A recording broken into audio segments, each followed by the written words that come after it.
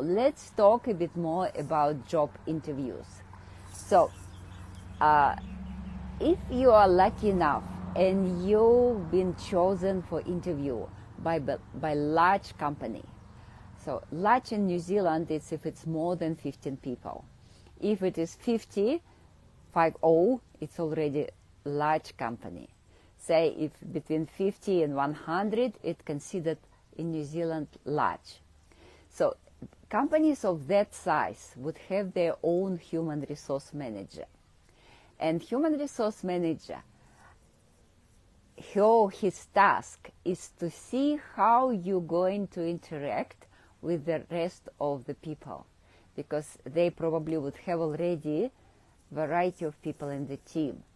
And the purpose of the interview by human resource manager is to see how easy you will melt into the existing team. That's why they create questions which trying to show them your personality.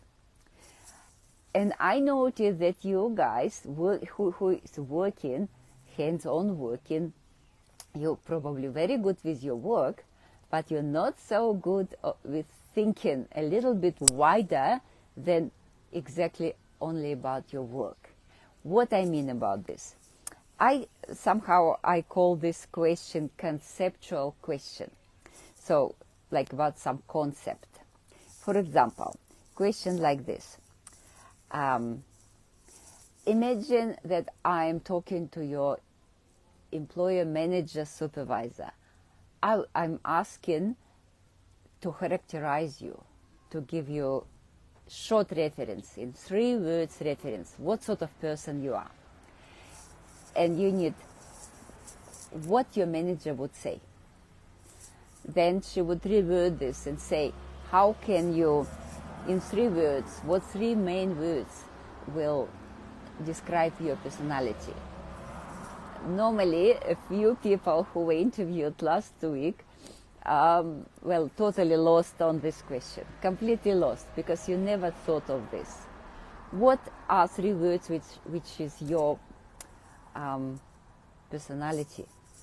Maybe you are hardworking, maybe you are willing to help, maybe you are persistent, it could be you're very friendly, you could be ready, whatever else,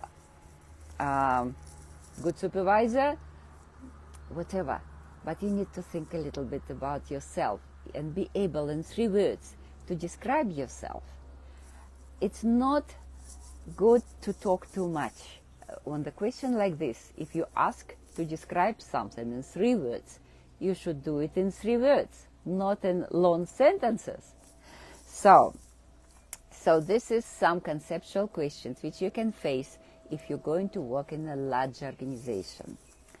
Another question like this was, if you notice, so you're on your working place and you notice that your workmate working not safe, unsafe.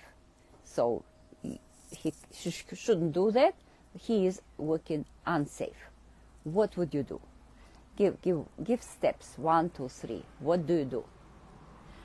And one person from the interviewed responded really well, and second a little bit lost, because you need to think a little bit logically and give all steps. So what you do first, what you do next, what you do after that.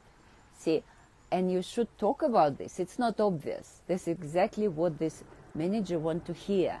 What you do. Okay, what steps do you do? Okay, you stop this person. So you nicely tell them that he shouldn't do that. And the way you're talking is important too. In New Zealand, we not shout. We not shout at each other at work. It's called bullying if people shout at each other. So you should be really nice, polite, and stop the person so he's not. Sorry, it was a phone call, so I thought it will stop us. So it's especially important if you're working on the roof or you're working in the factory situation. So if you're working on the roof and some of your mate is doing something dangerous, it's really bad situation, and you should act fast, immediately. Okay, but how to approach, how to act, you need to think through and be ready to answer. Okay, so you stop the person who doing something wrong. Okay, you stopped it. What is next?